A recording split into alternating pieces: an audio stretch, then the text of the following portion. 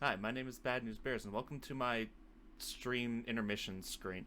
If you haven't seen it, you probably don't follow me on Twitch. Go over there, give me a follow. I appreciate it.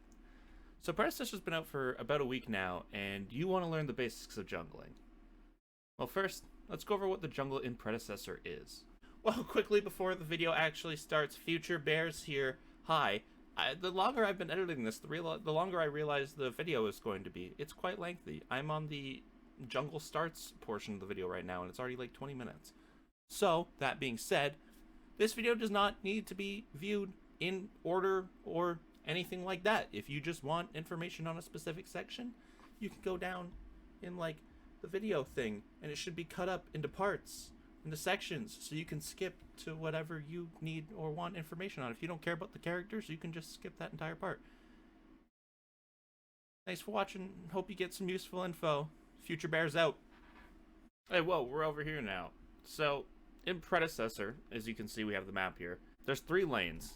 You have the duo lane, the mid lane. Let's just draw those all the way out. And you have the off lane. You're none of those. Alright? That's not for you. What you are is you are all this beautiful area in between. You live your slimy little jungler life in the areas between the lanes. Your job as a jungler is to clear out these camps. You know, all over the map. These various white, blue, and red camps, which we'll go more into detail on what all those are a bit later. To get more powerful, to then make, in turn, the enemy laners' lives living hells, basically.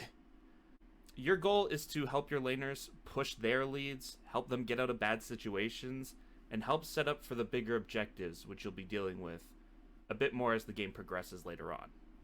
Jungle is probably the most difficult role in any MOBA, as most of the game is dictated based on where you are, where you're going, and how strong you are. Alright, here we are actually in the game, so let's talk about the characters or heroes of the game. Jungle does allow for the most diverse selection of characters to be played in the role, but I'm just going to basically cover what characters the game actually does define as junglers, since those are the characters newer players are going to want to be sticking to. Chimera, who is my main, at the time of recording anyway, is a heavily auto-attack-based character with high sustain for drawn-out fights.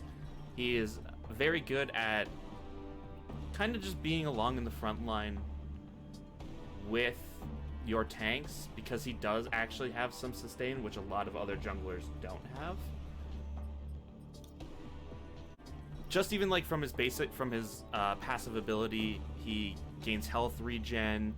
One of his abilities, which is Invigorate, cleanses all debuffs and heals himself. So again, very strong sustain, able to frontline a lot more than some of the other junglers we're going to be talking about. Alright, the next character we're going to go over is Kalari, who is quickly becoming one of my favorite characters throughout Paragon or Predecessor's history. She is completely focused around stealth and quick burst damage. As you can see, ability power is through the roof, but don't sleep on her autos. They'll come in handy and you'll see why. So basically, Kalari plays around her ability Shadow Walk, which Kalari enters stealth and is only visible within a small range around her, and playing around Deathmark, which allows for the next hit that Kalari gets on an enemy to mark them, and then she'll do an additional 15% bonus damage against that target while the mark is up, plus the mark itself will later on explode and deal damage itself. Yeah, the damage adds up. It's a character that takes a bit of getting used to, and is a real if you see me, I'm dead scenario. If you don't see me, you're dead. Very good at diving the backline and sneaking around team fights. but if you get caught out, things can get really hairy, as you don't really have a good escape. Alright, the next character we're going to talk about is Fang Mao, who's probably my second favorite character in Predecessor. He is one of the most, if not the most, mobile jungler, and a super late game carry. In my opinion, he might be currently the most difficult jungler to play. It's probably that or Kalari. Basically, he's a mix of auto-attacking and abilities. He has... His passive is basically once you're out of battle for a bit, your next auto attack will deal a bunch of extra damage. And aside from that, he's pretty straightforward. He has a shield which grants him movement speed. He has like a dash attack, AoE circle attack which slows, and his ult is an execute. Though I will say, against targets with less HP or less defenses, late game, the ultimate will kill without being in the execute range. And the cool thing about the execute is if you do execute a target with it, you get to recast the ultimate, so there is a potential for a really cool like chain penta or chain quad or even triple. Fang Mao's a lot of fun. Don't sleep on Fang Mao. Alright, next up is Rampage, who unfortunately at this point in time I don't have a ton of experience on, so I can't go into too much detail on the the ups or downs about him. But what I will say from just reading and having played against Rampage, he's basically a tank of the jungle. Insanely durable, has healing built into his kit, but different than Chimera. He is just an absolute wall. And yeah, even as you can see here, Behemoth, which is his ultimate ability, it increases his size. He gains 200 scaling to 500 maximum health on his ult, which is a lot of health to just get. So very bulky. If you like frontline support-like characters, but you want to try the jungle, maybe go with Rampage. Seems like a fun character. I've been wanting to check him out. Just other characters are so much fun too. Alright, now we're at Grux, which is the other character I don't have any game time on, unfortunately, at this point.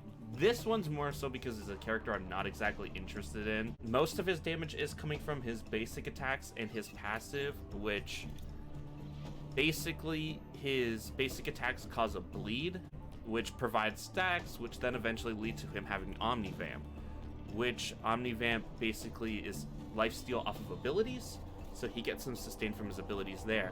If you just take a second and read his abilities, he seems really complicated, but I promise it's not actually that complicated.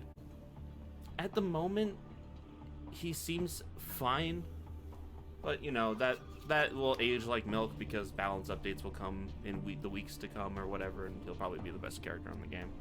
I can see this character getting easily out of hand with balance changes rather.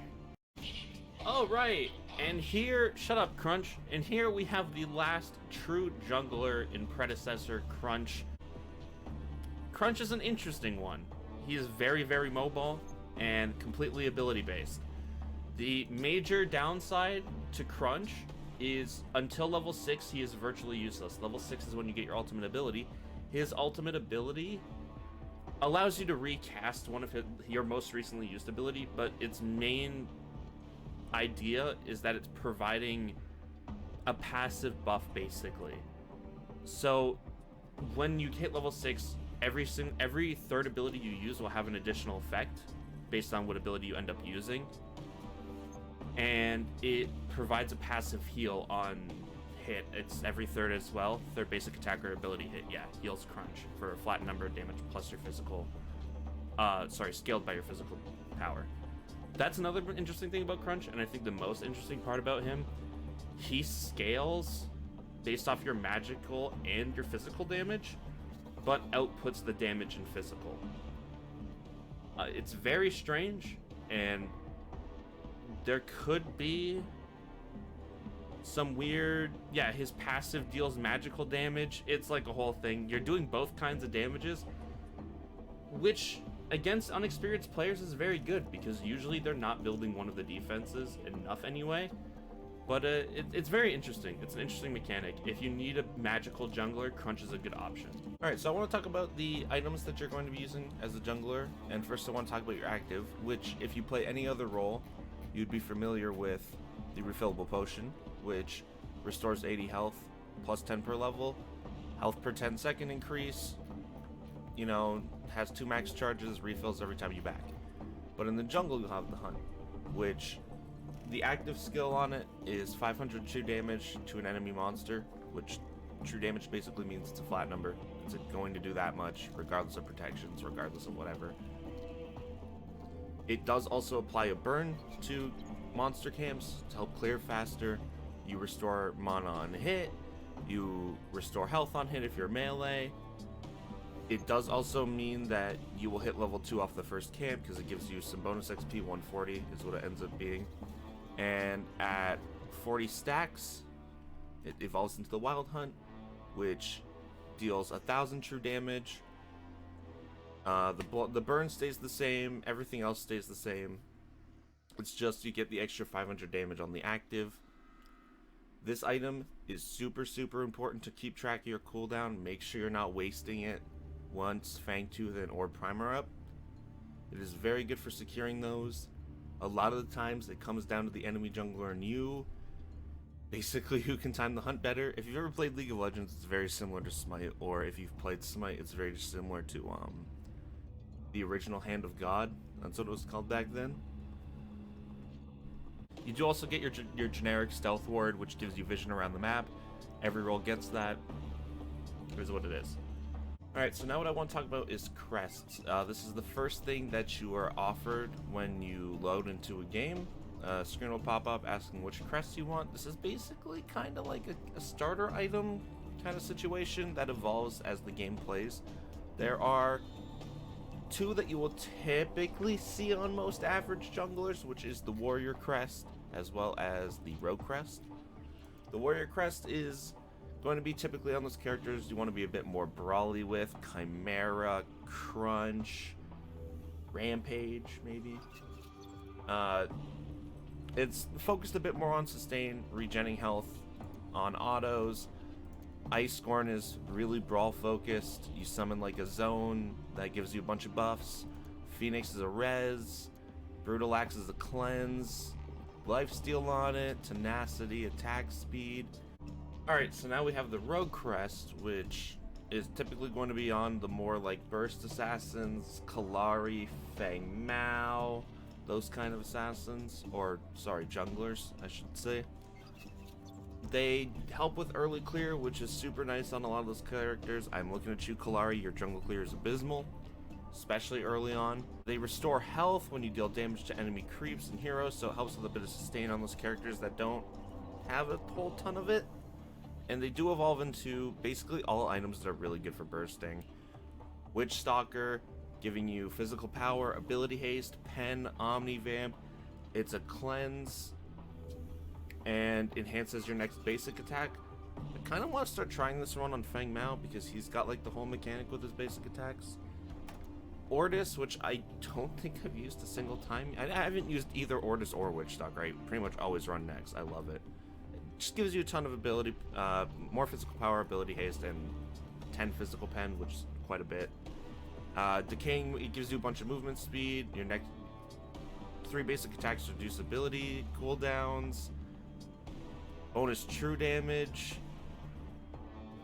Again, it's just basically a burst option. And then the next, which is probably my favorite active aside from Eviscerator, which we're not going to talk about today. But next, again, physical pen, ability haste, physical power, gives you a short little dash. You deal bonus physical damage to all nearby enemies and slow them, which it's a big slow, 80%. It is only for a second, but that's a big slow. There's this, which is like it's non-active, store 30% of damage dealt to enemy heroes, 15% for AoE in the past 5 seconds is so charges are expanded upon use of Reap. So it's like an additional stacking mechanic on the active. I think Nex is the best just all around jungle active. I think it does a lot of damage. I see a lot of people using Witch Stalker, and I don't know. Nex is hard to beat. I'm just sticking with Nex for now. Alright, so as a jungler, there are 3 core camps that you're going to be thinking about and clearing right from the start of the game. That's your red buffs, which there are 2 on the map, 1 on each side. These camps are very important, and where you're going to typically be starting a generic game. They provide you with bonus magic damage over time and like a dot effect and a slow on basic hits. These are very good for helping you clear the jungle and helping you chase down kills when you're trying to gank a lane or you catch someone out of position. It just makes it a lot harder for them to get away and a lot easier to secure the kill. Next is the blue buff, which we have 1 here, and unfortunately Richter is covering this one, but there's 1 there as well. Blue buff is mono regen, ability haste, or if you're more familiar with the terms CDR or cooldown reduction. Basically it means your abilities come up quicker, and bonus non-hero damage. So again, these are great for helping you clear camps, and really good for helping with the bigger objectives, which again we'll talk about later on. Thirdly, there is, I'll call them the white camps, which there is 2 in each quarter of the jungle. These camps do not provide a buff to the person who clears them. Instead, they are simply there for the jungler, or in some cases, other players, to go get some XP. Junglers don't primarily farm in wave, so consider these like your minion wave. That's how you're going to get a good chunk of your XP throughout the game. Alright, so now we are actually in game, and I'll be using a couple of my own videos. This one happens to already be up on YouTube as examples. Generally, in any given game, there are 4 starts. Or at least for your first move, let's call it. I'm going to go through each one individually. So right here, we're going to be looking at our generic red start. This is the most common start in the game in general. Most of the time, you will see this start from both players. So let's just jump right into the video. The first thing, I'm going to mute myself first. So as you can see, the first thing I'm doing is clearing red. I will also mention, if you haven't noticed already, I'll point it out.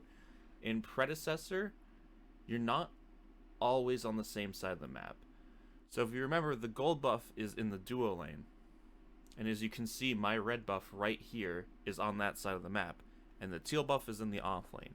And you can see their red buff is on that side of the map. So a lot of this will also go into deciding how you want to start based on which side of the map your jungle is on. Let's just skip forward here. So as you can see, I'm clearing my buff here. I'm going to use the hunt there in a second, which, as you saw, just did a burst chunk of damage to the camp. And we'll let this play out and let me clear the camp here.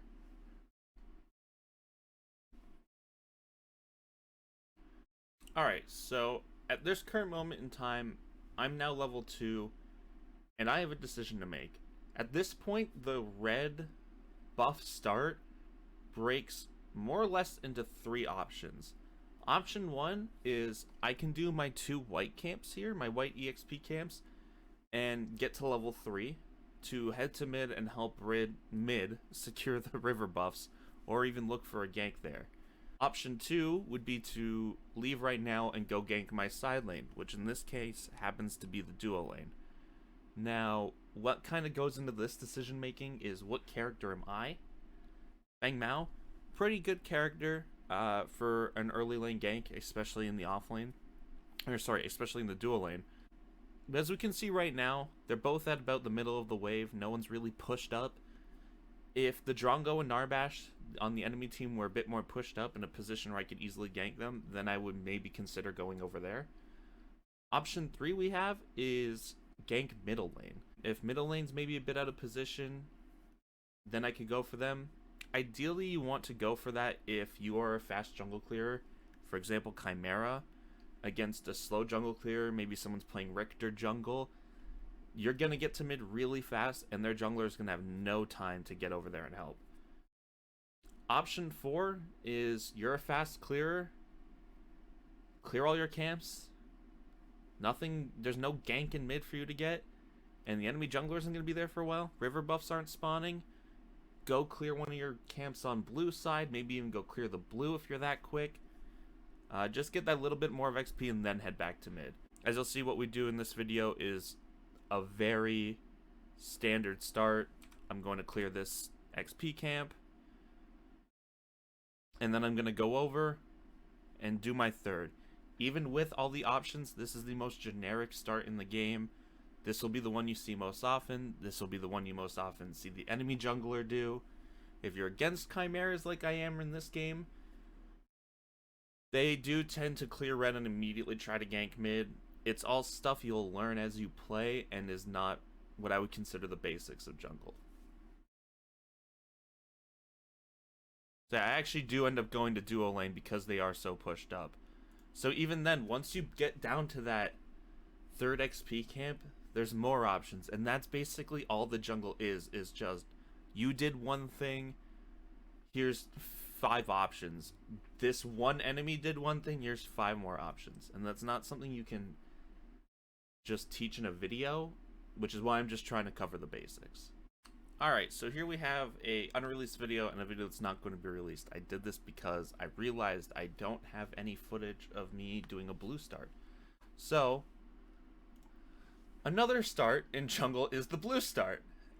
This start used to be a lot more common in Paragon. I haven't been seeing it much in Predecessor, and I kind of get why. It does end up usually leading to you having a slower start in the jungle. And also, too, this start usually requires good communication between you and your side laner. What you're going to want to do is look to clear your blue camp to hit 2 as quickly as possible and then immediately gank the side lane. This is a lot easier if you would be on the other side of the map, the orange side here, because blue buff is near the duo lane. ADCs are a lot easier to gank than an offlaner like Sevarog. Sevarog's got a lot of HP, a lot of base defenses. What the objective of this start is to get your side laner off to a strong advantage right from the get-go. It puts you behind a tiny bit, but if you do manage to get that kill, it's not a big deal, and again, your side laner will be ahead. For the most part, you're not going to be seeing this very often, again, unless you're communicating with your side lanes. Alright, what we're going to be looking at here is an invading blue start. Now, unfortunately, I don't have a good clip of me invading blue. I know I did it one game, and I guess I didn't hit record. So, all I have is footage of a failed attempt, which is also good to, you know, examine. So what I will say, let's get the map up here really quick. Once I get out of the shop. It's not letting me skip ahead in time. Annoying. Alright, so, as you'll see, invading blue. Typically, you really only want to do this when the duo lane... I just realized how all these videos, I'm on the same side so far. So you really only want to do this when the enemy's blue buff or your red buff is on the duo lane side. Because when you're clearing the enemy blue buff as a start, you have kind of one of 2 options. And again, you're doing this expecting that the enemy jungler will be at their own red. So when you're invading the enemy blue buff, again, you have one of 2. You'll take one of 2 options typically. You'll clear the enemy blue and head back to your own red side, giving you an early advantage in the jungle. You know, you have the extra camp on your opponent, so they won't be able to have their blue buff. That's some farm they lost. The risk is you're putting your team up on a hot plate. You're taking more time because you're going to clear your red that the enemy jungler could be taking to gank. Your mid laner might lose their river buffs. Your mid laner might lose their life. Your off laner could lose their life. Hell, they could already be going off to the duo lane by the time you're done clearing. It's a risky start. Now, the more optimal start is clearing the enemy blue and looking for an aggressive gank on the duo lane.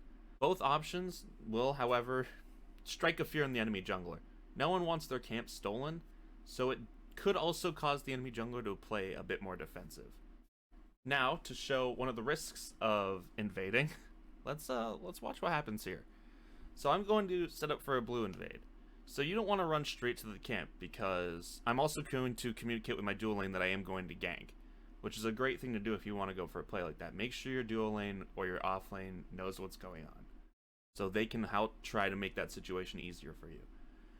Now, you don't want to run right to the enemy camp, because chances are someone's going to walk through that jungle. Now, I'm in the river, and the duo lane just for some reason happens to be chilling in the river.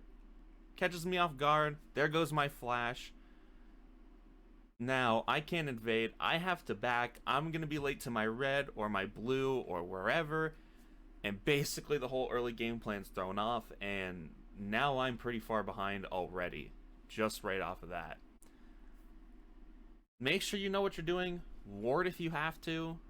Just go somewhere where you're not going to be seen, but can get to the camp quick enough to clear it when it spawns. Alright, so now we're up to the last of the 4 common starts, which is my favorite start of them all, and I think is insanely fun. The invade red start is the riskiest play that you will probably make as a jungler. For the most part, you can assume that the enemy jungler will be starting their red. If not, congratulations, you just stole a red buff and the enemy jungler is very upset with you, unless they also went for a red invade, which 2 people doing that at the same time would be crazy. So basically what you're looking to do here is sneak up and steal the enemy's red buff. Most junglers won't take enough damage trying to clear the camp that you can easily kill them, especially if they get last hit, then they're level 2, and that's a bad situation.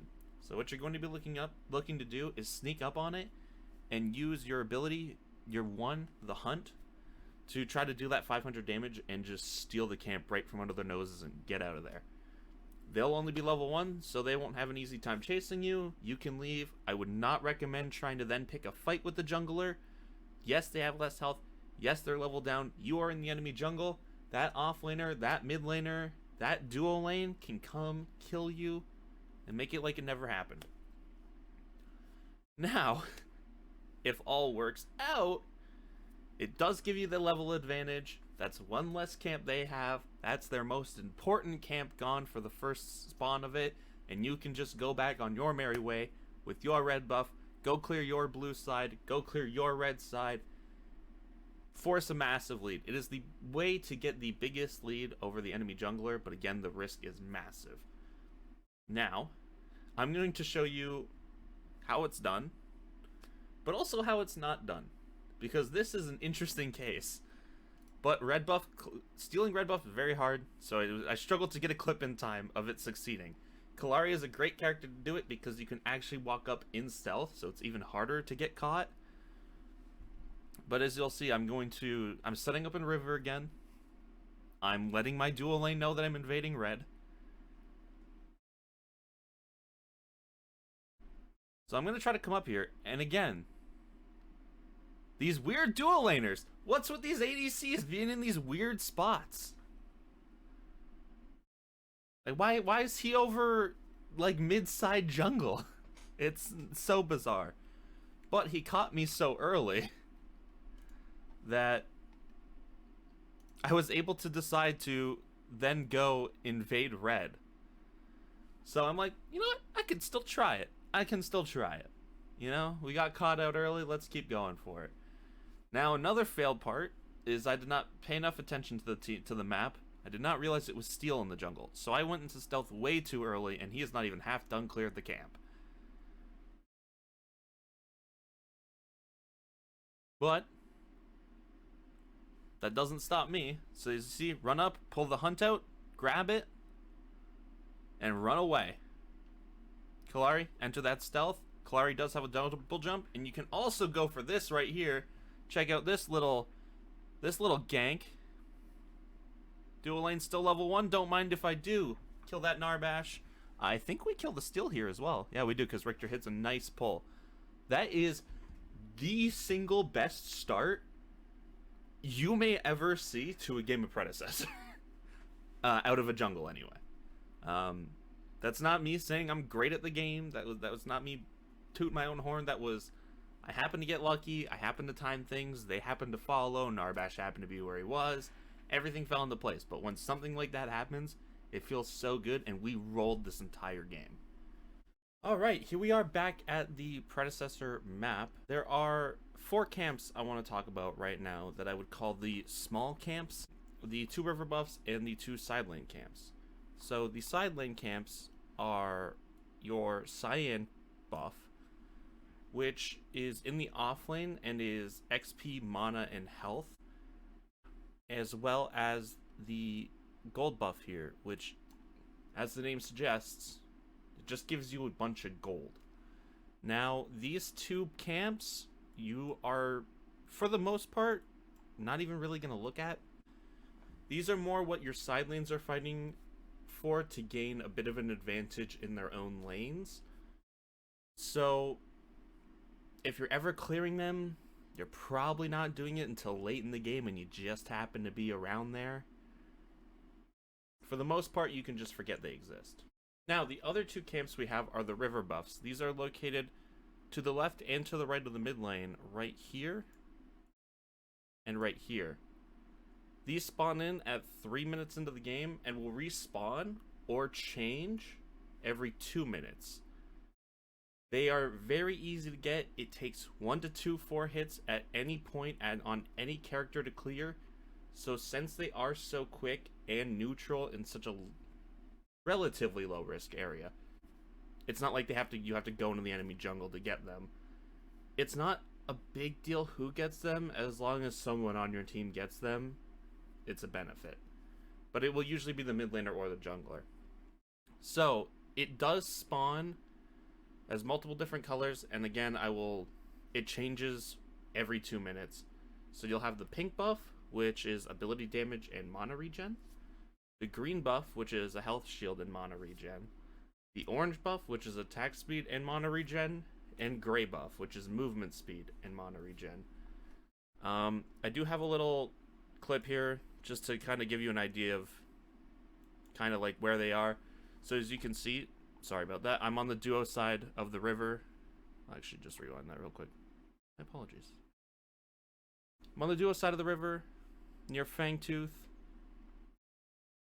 You'll see right there, it's the gold buff, so it even tells you, like, it's providing an attack speed buff. And I do end up ganking the Belisha here as well. And then right on the other side happens to be a gray buff for movement speed. And I just, like I said, 2 autos at 5:30 into the game. Late game, Fang Mao will one-hit them, as well as most other junglers. Alright, let's talk about the boss camps. There are 2 of them, the Fangtooth and the Prime. These 2 camps are kind of your biggest focus, not only as a jungler, but as a team.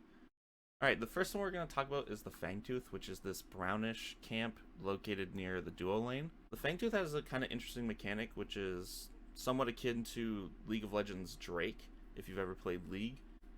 Each time you clear the buff will be a bit different. I'm going to play a video here just because to kind of show off Fangtooth. We have a fight around it, and then we end up taking it. So the first time you clear it, you will get increased jungle buff duration. The second time you will get 6% out of combat movement speed. The fourth time you clear it, you'll get a 12%, the third time you clear it, you'll get a 6% increase to stats. The fourth time you clear it, you'll get a 12%. And the fifth time you clear it, you'll get an 18% increase, and so on. The camp does spawn at 5 minutes. It's insanely important that you as a jungler and as a team are prepared for when it's about to spawn, showing presence around that side of the map, just posturing to take it if you're in that situation. Sure, the first 2 clears ultimately aren't insanely game-changing, but you do need to get those first 2 clears to start getting the permanent stats, so it is very important. Try to look for an advantageous fight around Fangtooth, try to get a couple picks, and get your team ready to start taking that objective. It doesn't take a long time to clear. You can, at level 4 or level 5 AM at this point as Chimera, I can solo it. It does take a bit of time, but having 2 or even 3 people, as you saw, we took it pretty quick there.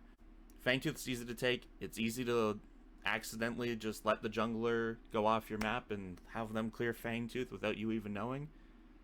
And like I said, it does sway the match, and it is very important that you are focusing on Fangtooth and clearing it as it comes up. Now that we've talked about Fangtooth, let's talk about the Orb Camp. Orb Camp is this purple camp located right next to the off lane, or solo lane if you prefer to call it that. It's the hardest camp in the game to take down, and often can't be soloed. Sure, some characters can with specific builds. Chimera is pretty notorious for doing that, but you run the risk. That camp does a lot of damage, and you run the risk of someone coming and checking it out on a whim, or you're on a ward, and finishing you off with one shot, and then stealing the camp, and you possibly just threw the game because you decided you wanted to solo Orb Prime or Mini Orb. So it's not super common to see that. But, as I mentioned there, I did call it Orb Prime or Mini Orb, and there's a reason for that. The camp does have two separate phases. The first one spawning in at 5 minutes alongside Fangtooth. They do both spawn in the same location. I'm just going to play this video because we go for an Orb Prime fight. So it first spawns as Mini Prime, again spawning in at 5 minutes. The buff goes to the last person who hit it, and is a temporary 15% damage buff. This buff also applies in an aura to minions, so if you walk near a minion wave, the minions will receive the buff. Typically, what you would want to do is start the camp as like the jungler or the off laner for the mini orb, and let your off laner get the last hit, so off laner can shove their wave, or even your mid laner. If you take it as a jungler, you're gonna want to be spending some time in lane, which you might not necessarily want to do. So it's best to give it to one of your laners over the jungler. And then at 20 minutes in, it switches to the Orb Prime, which, if you've ever played Smite, I guess you could equate to the Fire Giant. I can't think of what it's called in League of Legends, because I'm not really a League player. But it does replace Mini Prime at 20 minutes, and this gives the whole team a 20% damage bonus buff, an out-of-combat HP and mana regen, as well as the minion aura buff that we mentioned before, but it does also scale up to the 20% instead of the 15%. This is the end game objective. When you take this, what you're looking to do is push all those lanes up, take those inhibitors, and get to the enemy core basically before the buff runs out. But chances are, if your team knows anything about what they're doing, even if you don't win, you've put the enemy in a position that's almost impossible to come back from. This game is insanely hard to win if you've had your inhibitors taken out. It's possible, but usually that's because the enemy team just doesn't know how to end a game.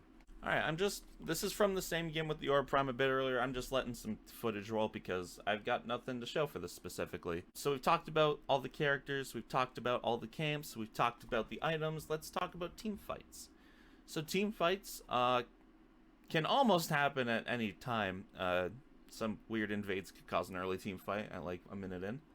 But typically they happen around the mid to late game. Team fights typically, again, take place when the lane phase is over. Players are stronger, looking to push towers, take objectives like Fangtooth or Orb Prime. In general, in a team fight, as the jungler, you're looking to find the enemy ADC or mid laner and try to take them out. Typically, those two roles are capable of outputting a lot of damage, but are also not very mobile. Now there's characters like Gideon who are pretty mobile, so maybe that's when you want to focus on the ADC more. But if that Gideon's putting in a lot of work, apply a bit of extra pressure to him.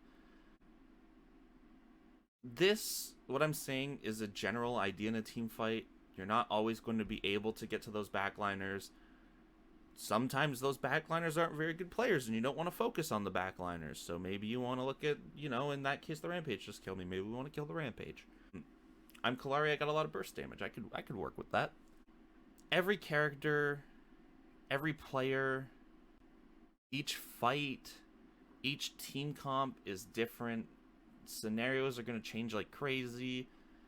Some people might do some weird build that makes the team fight different. No, there's no general... I mean, there is a general rule for team fights, I just covered it, but there's no way for someone to exactly say in a general statement, oh, this is what you just do in a team fight easy. It's something you'll have to learn if you really want to. People do coaching. I will probably never do coaching because I myself hate being coached, so why would I want to coach other people? But yeah, MOBA team fights are a lot about adapting. If you don't, you just fall into a bad trend that's really hard to break out of. Well, we've made it to the end. We've covered basically every topic I've wanted to cover: how to end the game, the camps, the team fights, the characters, the everything. We've covered it all to some degree. I hope that I was able to provide you with some information that is valuable to you and helps you learn how to play jungle and Predecessor. If you think I missed anything or simply disagree with anything I've said, feel free to leave a comment. Let me know. I'll try to address it to the best of my abilities. Thank you so much for watching. Please like and subscribe. I would love to do so much Predecessor content in the future and help other players grow in a growing MOBA, which is super exciting. I've never been around for the start of a MOBA before, and I know Paragon existed, but that's besides the point. It's a new game. I hope you enjoyed. I hope you learned something. And I hope you come back and check out some other videos. Thanks and have a great day.